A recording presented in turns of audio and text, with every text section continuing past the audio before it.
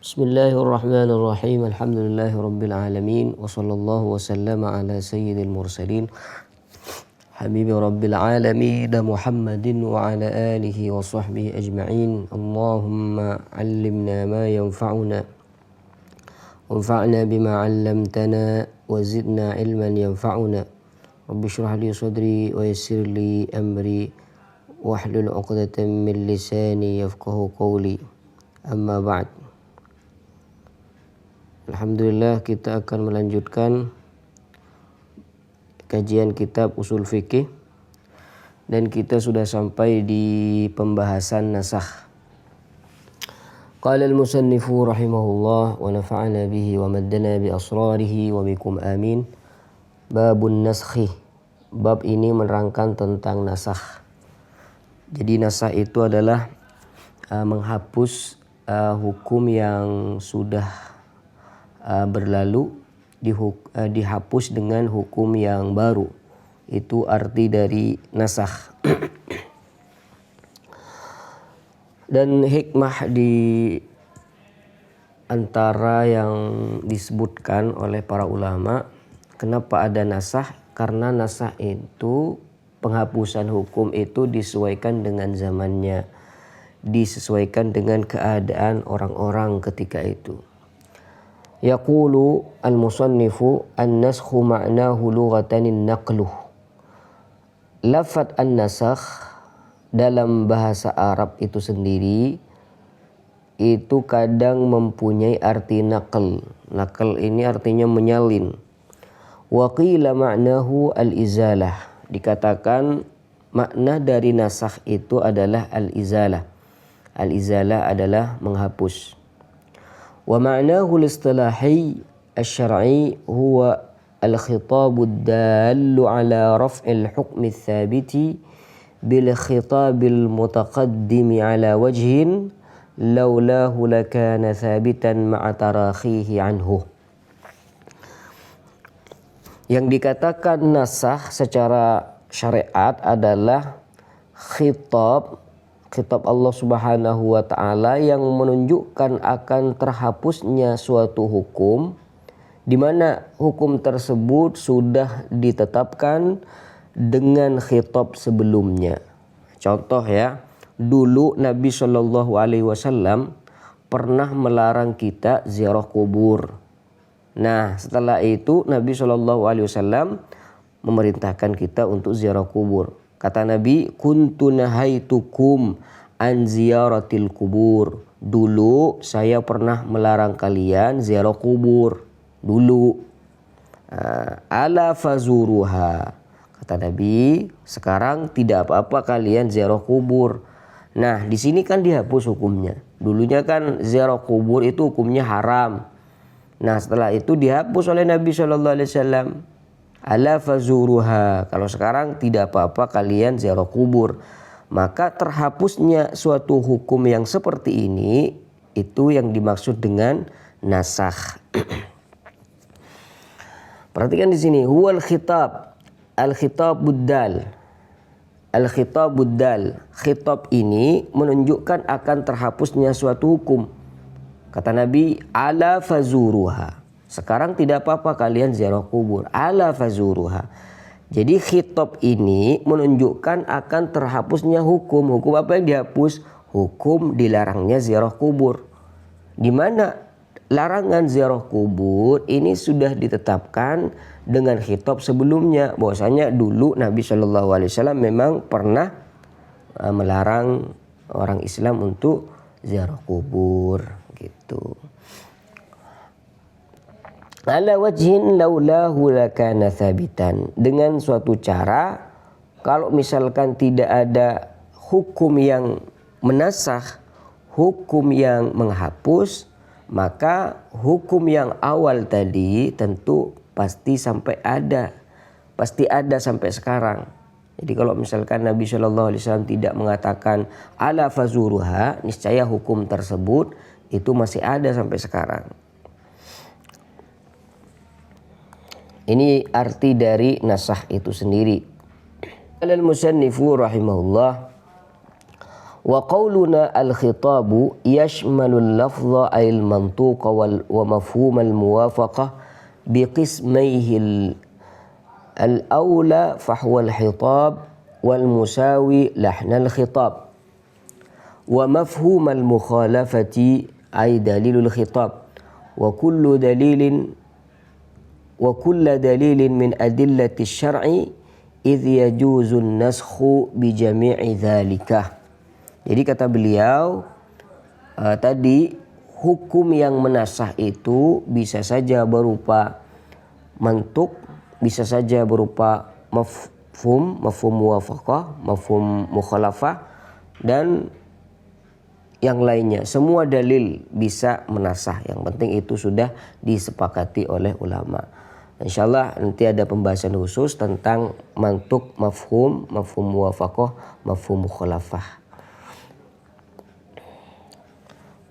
Wa qawluna laulahu lakana thabitan kharaja bihi ma law kana al-khitabul awwalu mughayyan bi ghayatin aw mu'allalan bi'illatin bima'nan wa sarraha al-khitabu ath-thani bi bulughil ghayati aw zawalil ma'na fala yusamma naskhan.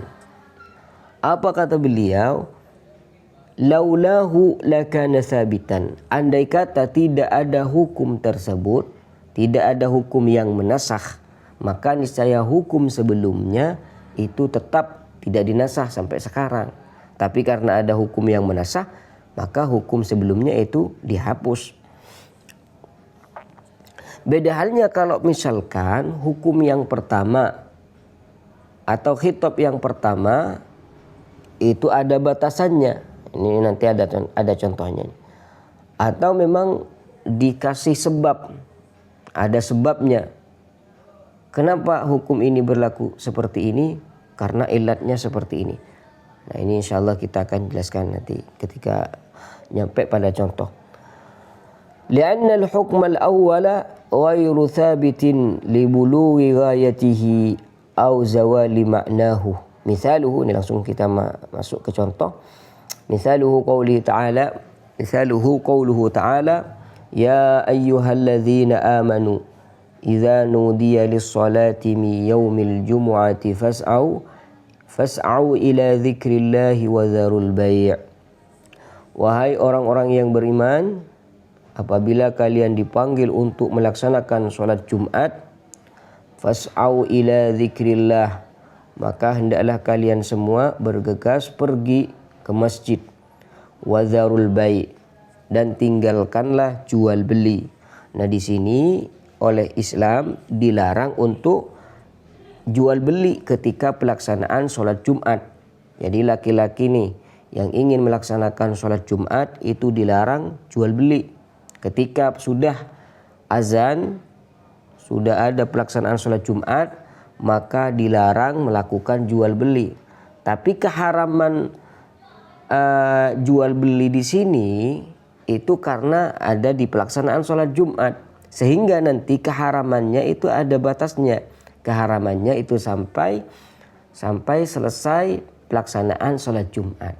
Oleh karenanya itu sudah ditegaskan di khitab yang kedua nanti, yaitu di khitab fa idza qudiyatis sholatu fantashiru fil ardi wabtaghu min fadlillah. Apabila sudah dilaksanakan tuh sholat Jumat, maka tidak apa-apa kalian menyebar di muka bumi ini untuk mencari karunia Allah Subhanahu wa taala. Nah, maka di sini fatahrimul bai'i mughayyan binqida'il jumu'ah. Keharaman jual beli saat pelaksanaan sholat Jumat itu dibatasi dengan selesainya sholat Jumat. Maka tidak bisa dikatakan firman Allah Subhanahu wa taala fa idza qudiyatis sholatu fantashiru fil ard, ini tidak bisa dikatakan itu nasikhan, tidak bisa dikatakan menasah atau menghapus. Kenapa? Karena memang khitab yang pertama tadi yang melarang jual beli saat pelaksanaan sholat Jumat itu dibatasi sampai selesainya sholat Jumat. Nah, ditegaskan oleh Allah Subhanahu wa taala di ayat selanjutnya, fa idza qudiyatis sholatu, apabila sholat sudah selesai, pelaksanaan sholat Jumat sudah selesai, maka tidak apa-apa kalian jual beli.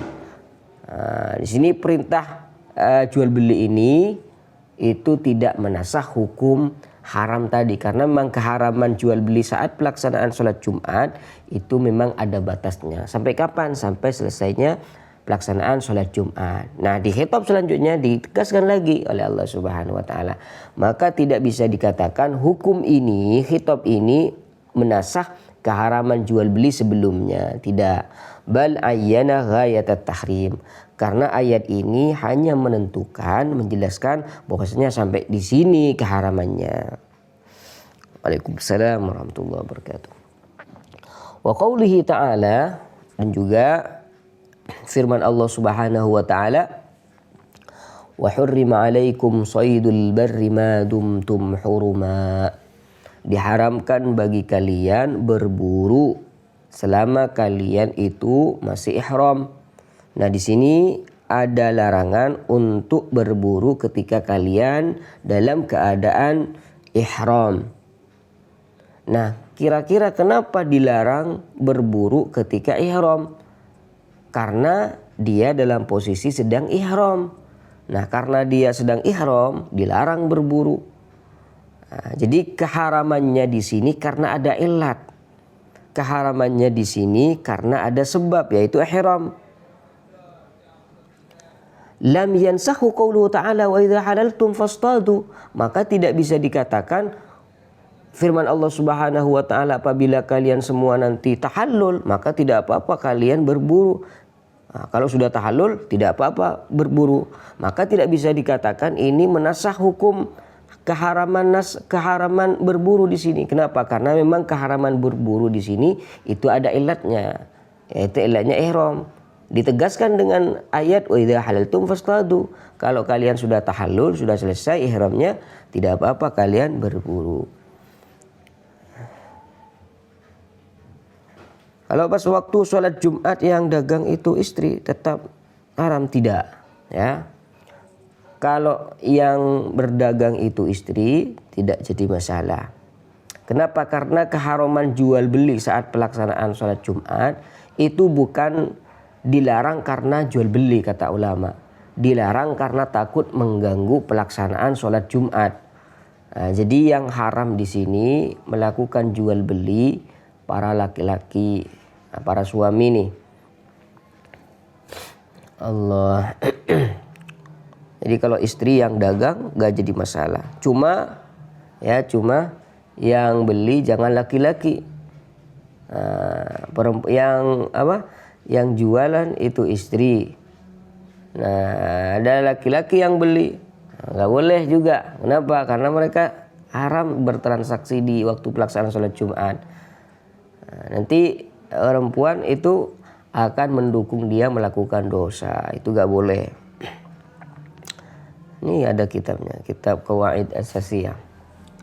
Lianna tahrima kana lil ihram. Karena keharaman berburu saat ihram itu memang sebabnya karena ihram. Wa qad zala bitahallul. Nah, ketika sudah tahallul maka gak ada lagi keharamannya. Fala naskhah. Maka tidak bisa dikatakan ayat wa idza halaltum ini menasah keharaman berburu saat ihram.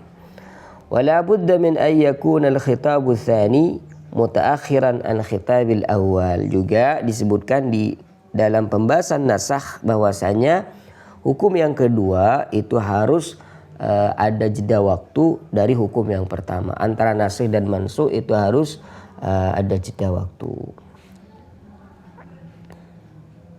Nah, kemudian kita akan masuk ke pembahasan anwa'un naskhi. Pembagian nasakh. Qala al-musannifu rahimahullah, anwa'un naskhi, berikut adalah pembagian nasakh. Al-awwal, yang pertama, naskhur rasmi wa baqaul hukmi. Jadi ini dalam usul fikih ada beberapa istilah. Yang pertama, nashur rasm. Apa maksudnya rasm? Yang dimaksud rasmun di sini adalah ayat Al-Qur'an. Tulisan ayat Al-Qur'an. Wa baqaul hukmi. Kadang nih dalam Al-Qur'an itu ada ayat Al-Qur'an yang sudah dihapus oleh Allah Subhanahu wa taala. Ada juga ayat Al-Qur'an yang ayatnya tidak dihapus, cuma hukumnya masih ada. Nah, ini yang dimaksud dengan nashur rasmi wa baqaul hukmi. Tidak lagi menjadi ayat Al-Qur'an, tapi hukumnya masih berlaku.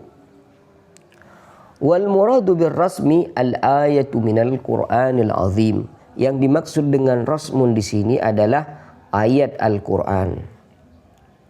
Wal muradu bin naskhi, dan yang dimaksud dengan nasakh adalah raf'u wujubi qur'aniyatiha. Yang dimaksud dengan naskhur rasmi adalah mengangkat kewajiban Al-Qur'an wa khassiyati qur'aniyatiha, dan mengangkat atau menghapus kekhususan Al-Qur'an yang ada pada ayat ini. Perhatikan, kalau ayat Al-Qur'an itu belum dihapus oleh Allah Subhanahu wa taala, maka berlaku semua hukum Al-Qur'an di situ. Apa maksud dari hukum Al-Qur'an? Perempuan haid tidak boleh membaca, ya. Orang junub tidak boleh menyentuh kertas yang tertuliskan ayat tersebut, ya. Orang junub juga tidak boleh membacanya. Apalagi ayat tersebut kalau menjadi Al-Qur'an, menjadi ayat Al-Qur'an, boleh dibaca ketika sholat. Nah, ketika ayat ini sudah dihapus oleh Allah Subhanahu wa taala, maka keistimewaan yang ada pada ayat tersebut itu semuanya hilang. Artinya orang haid, perempuan haid itu boleh membacanya. Orang junub boleh membacanya. Boleh dibawa tuh kertasnya. Kalau ada kertas tertuliskan ayat yang sudah dihapus oleh Allah Subhanahu wa taala, maka boleh dibawa tuh kertasnya itu. Ya, tidak boleh juga dibaca ketika sholat karena tidak lagi jadi Al-Qur'an. Itu arti dari menghapus tulisan Al-Qur'an. Dan memang di dalam Al-Qur'an itu ada sebagian ayat yang sudah dihapus oleh Allah Subhanahu wa taala, seperti Syekhu wa syekhatu idza zanaya farjumuhum albattah. Itu sudah dihapus oleh Allah Subhanahu wa taala, tapi hukumnya masih ada. Wa makna baqaul hukmi, arti dari baqaul hukmi ay baqau hukmiha wa taklifi biha. Hukumnya masih berlaku dan masih dijadikan pedoman dalam penetapan hukum Islam. Ayat yang menunjukkan kewajiban rojam, dilempar dengan batu sampai mati, itu ditetapkan dengan Al-Qur'an, tapi Al-Qur'an sudah dihapus. Ayatnya sudah dihapus, yaitu ayat asy-syaikhu wasy-syaikhatu idza zanaya farjumuhum albattah. Jadi itu ayat menerangkan tentang bahwasanya laki-laki dan perempuan kalau melakukan perbuatan zina dan dia sudah berkeluarga, maka hukumnya adalah dilempar dengan batu sampai mati. Namun ayat asy-syaikhu wasy-syaikhatu idza zanaya itu sudah dihapus oleh Allah Subhanahu wa taala. Tapi hukumnya sampai sekarang masih berlaku. Wa qad waqa'a dzalika fi qoulihi ta'ala, dan itu sudah terjadi dalam firman Allah Subhanahu wa taala, asy-syaikhu wasy-syaikhatu idza zanaya farjumuhumal battata. Iya, ini yang dihapus. Ya. Ayat ini pernah dihapus. Bukan pernah. Ya sudah dihapus. Ayat ini sudah dihapus oleh Allah Subhanahu wa taala. Jadi ini mantan ayat ini. Asy-syaikhu wasy-syaikhatu idza zanaya farjumuhumal battah. Ini pernah jadi ayat. Oleh beliau ini kan di tulisannya juga ditebalkan sedikit karena memang ini pernah jadi ayat. Asy-syaikhu wasy-syaikhatu idza zanaya farjumuhumal battah. Ini pernah jadi ayat. Ini diriwayatkan oleh Imam Baihaqi wa ghairuhu. Fa innahu kana Qur'anan. Ini kata beliau nih. Kata beliau, asy-syaikhu wasy-syaikhatu idza zanaya farjumuhumal batta. Ini pernah jadi ayat.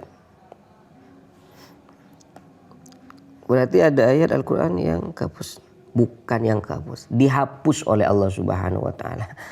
Kalau kehapus itu kayak kehapus sendiri, bukan. Dihapus oleh Allah Subhanahu wa taala. Yaf'alullahu ma yasha. Allah itu melakukan apa saja yang dikehendaki oleh Allah Subhanahu wa taala. Sehingga asy-syaikhu wasy-syaikhatu idza zanaya farjumuhumal batta, karena ayat atau rasmunnya itu sudah dihapus oleh Allah, maka ayat ini yang sudah menjadi mantan ayat Al-Quran itu tidak boleh dibaca saat sholat. Kenapa? Karena ini tidak lagi Al-Quran. Ini yang pertama. Yang kedua, ayat ini boleh dibaca oleh perempuan haid. Kenapa? Karena ini tidak lagi jadi ayat Al-Quran. Semua kekhususan yang menempel pada Al-Quran, menempel pada ayat tersebut itu sudah dihapus oleh Allah Subhanahu wa taala. Ini arti dari naskhur rasm. Jadi ayat ini kalau dibaca oleh laki-laki yang junub boleh. Karena ayat ini tidak lagi jadi Al-Quran. Fa innahu kana Qur'anan. Ini pernah jadi ayat. Pernah jadi ayat Al-Quran. Allahumma salli ala Muhammadin wa ala alihi wa sahbihi wa sallim. Qad qara'naha, kata qala Umar, Sayyidina Umar pernah berkata, qad qara'naha, kami pernah membacanya, membaca ayat ini.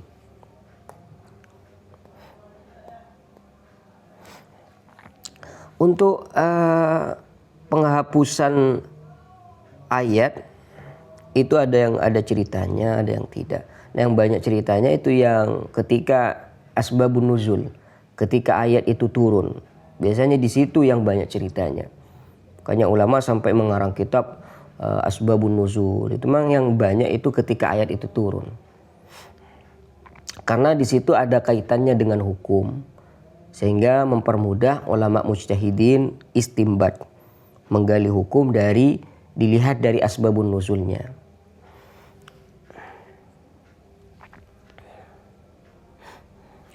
Rawahu Syafi'i wa ghairuhu wa asluhu fis sahihain. Mana hadis tersebut yang menjelaskan ayat yang dihapus itu diriwayatkan oleh Imam Syafi'i dan yang lainnya. Hadisnya juga ada di dalam Sahih Bukhari wa Muslim. Thumma nusikha kaunuhu Qur'anan wa baqiya hukmuhu. Tapi hukumnya masih berlaku, ya. Walidzalika qad rajama sallallahu alaihi wasallam al-muhsanaini. Oleh karenanya Nabi sallallahu alaihi wasallam pernah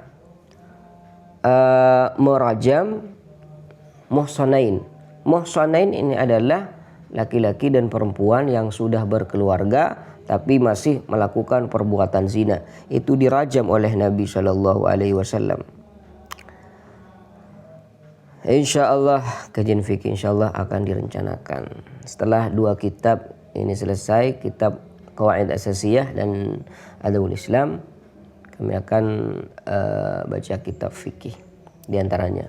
Kama rawahu Syaikhan, seperti yang diriwayatkan oleh Imam Bukhari wa Muslim, bahwasanya Nabi SAW pernah merajam laki-laki dan perempuan yang melakukan perbuatan zina di mana mereka sudah berkeluarga. Ats-tsani, yang kedua, naskhul hukmi dunar rasm. Kalau sekarang mah sebaliknya, hukumnya dinasakh, ya, hukumnya sudah tidak berlaku lagi, tapi tulisannya masih ada di Al-Quran yang kita baca tiap hari. Jadi di Al-Quran itu ada ayat Al-Quran yang hukumnya sudah tidak berlaku gitu. Hukumnya sudah tidak berlaku, tidak diamalkan, tapi ayatnya masih kita baca sebagai bahan ibadah. Dengan ayat itu kita baca, kita dapat pahala. Nah, itu ada dalam Al-Quran. Nah, ini namanya naskhul hukmi dunar rasmi. Hukum dihapus, rasmunnya masih ada, tulisannya masih ada di Al-Quran. Iya, tetap Al-Quran. ad-dalu ala dzalikal hukm fatabqal ayah. Jadi ayatnya masih ada sampai sekarang.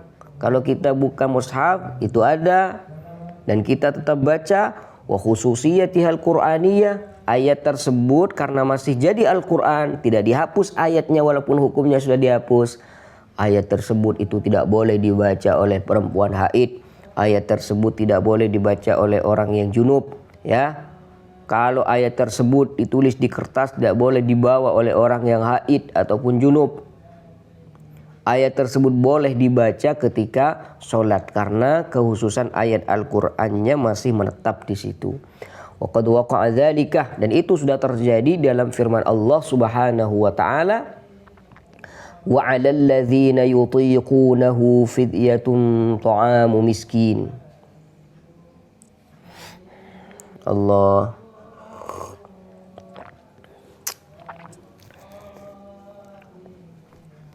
Allah